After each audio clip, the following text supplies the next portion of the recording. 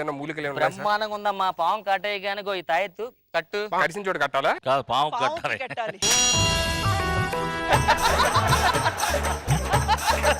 పావుకు తాయెత్తు కట్టడం ఏంటి సార్? ఇప్పుడు పావుని దగ్గరికి కాటేయడానికి వస్తా కదా, ఆ. పావుని దగ్గరికి వెళ్ళి 1 నిమిషం ఆగు అని చెప్పి పావుకి తాయెత్తు కట్టి, నీకు తాయెత్తు కట్టాను కొట్టకూడదు అంటే వెళ్ళిపోద్ది. నీకు తాయెత్తు కట్టాను కొట్టకూడదు అంటే వెళ్ళిపోద్ది.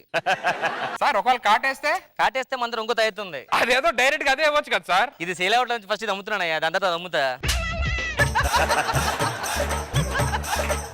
మర్చిపోయారు. ఇప్పుడు పావుకు చెవులు ఉంటాయి కదా సార్, వెళ్ళి కాటేయద్దు అంటే మళ్ళీ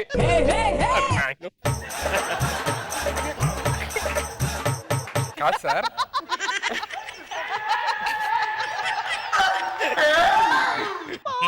ఒక నిమిషం ఆగు.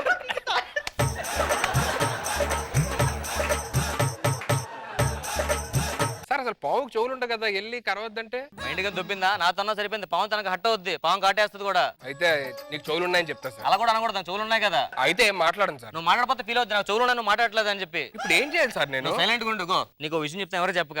ఏంటి సార్? నువ్వు చెప్పదని చెప్పడం ఎందుకు ఇంకా? సార్ ఆ, నా లైఫ్